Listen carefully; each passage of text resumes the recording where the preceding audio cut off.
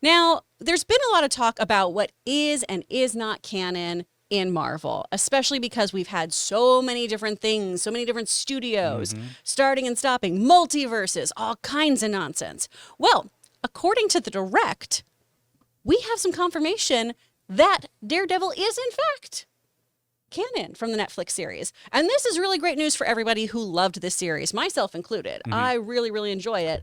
I am interested to see how this all pans out, though. Let's head down to this quote here we've got. So, this is from, Right here? from Brad Whitbaum. Yeah. There we go. So I can say we've been, up until this point, we've been a little bit cagey about what is and isn't on the sacred timeline. That was born of, frankly, a period at the studio where we were like, we have to stick the landing with the Avengers. It was another part of the company developing the Netflix stuff. We were aware of what they were doing. They were aware of what we were doing, but it was a lot. It was a lot of balance anyway. But now that some time has passed, now that we see actually how well integrated the stories are, I think that I, personally, Brad Winterbaum, would be confident in saying it is part of the sacred timeline. So that is some good news here. If you are really, really into this show, and if you really enjoyed that iteration by Charlie Cox, especially since he is continuing on, I'm interested to see how other people within the Marvel Universe weigh in on this. Because really, it comes down to Feige, right? I was going to say, this is confirmation-ish. Ish. Yeah. Yeah.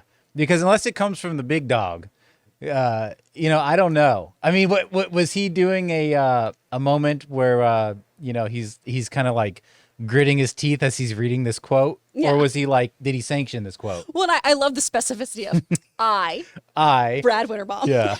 I alone. What if believe. he just talks like that normally? I hope so. I hope he orders stuff and he's like, I, Brad Winterbaum, would like a chicken piccata.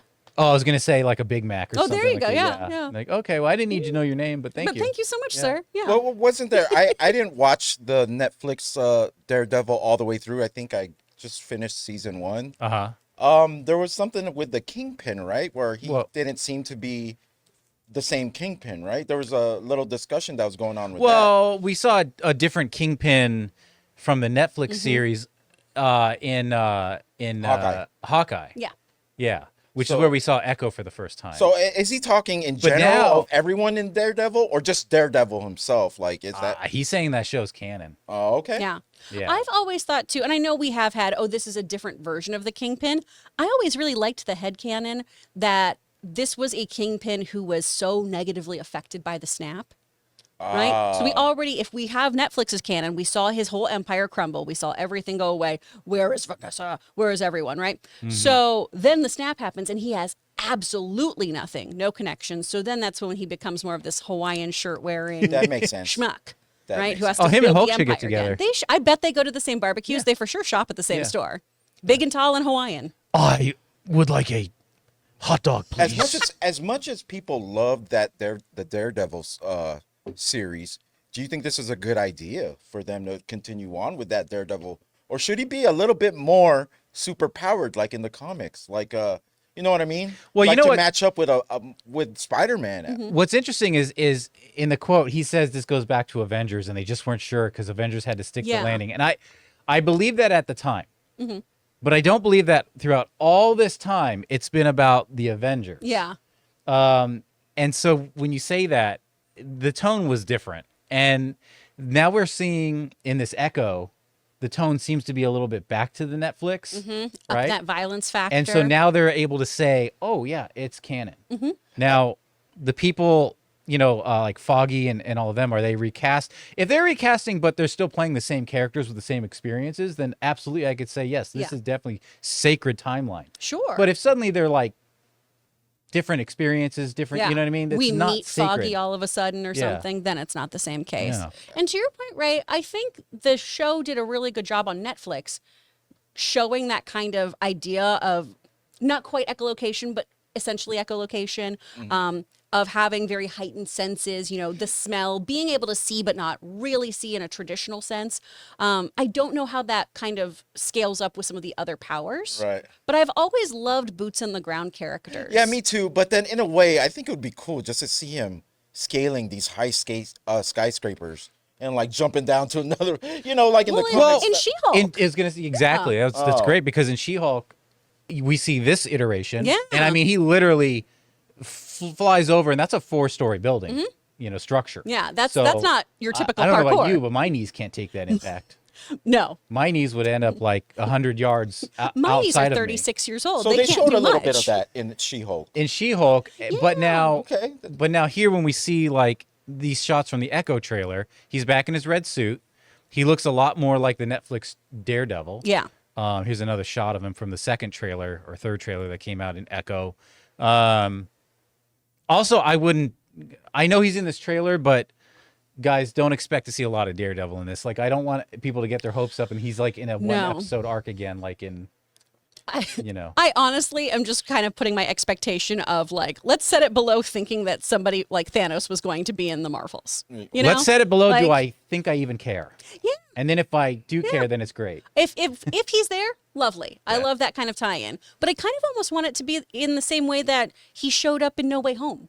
I want him just to pop in, pop out, so it's a shared universe. It kind of looks like a flashback anyways from the trailer. I mean, I think it's always good to see. I've seen enough of Daredevil from season 1 where I do get happy when I see Charlie Cox on the screen, like with playing this character. Yeah. I thought they shouldn't recast him. It's perfect that they went with him again. It'll be good to see what he does. I mean, they're rewriting the Daredevil thing, right? They're rebooting or Yeah, it seems like it's whatever. under pretty heavy rewrite. Let's hope they do it right. I mean, let's hope Blade comes out too. We got another guy that's on the boots on the ground a little bit. Yeah. Let's hope all of this comes together. It's been a rough year for Marvel. For sure. Well, and Yeah, I it also, has. I just, if we do continue with Tom Holland, we know that is a clean slate kind of situation too. And Spidey's going to go back to being Your a friendly friendly neighborhood neighborhood character. Yeah. Which is great. And I like that. I like when we have the different characters from the boroughs, right? Right. I love when we have our Queens guy, our Hell's Kitchen guy. I think that's a really, really fun dynamic when we have local and global superheroes. And then you And not every time. add Fantastic Four to that. Yeah. In that whole area right there. Well, they could be a link between the two, For sure. So. Yep.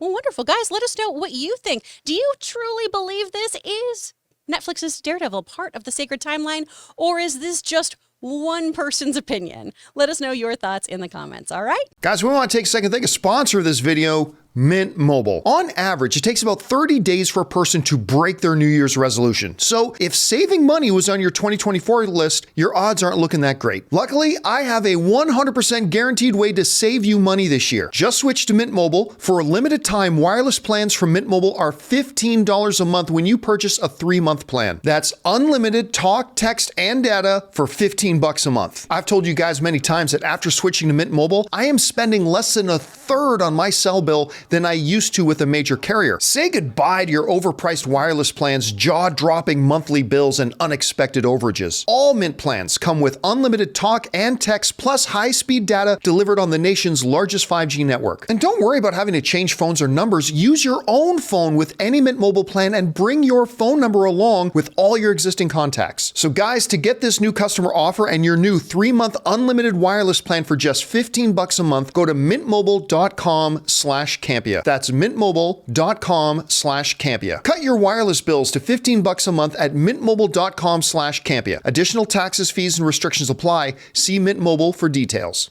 Hey guys, thanks so much for watching this video. Make sure you like the video, leave a comment, and subscribe to our channel. And don't forget, we have a daily podcast called the John Campea Show podcast, available on Apple Podcasts, Spotify, or your favorite podcasting app of choice. Go and subscribe to it today so it'll be there when you need it.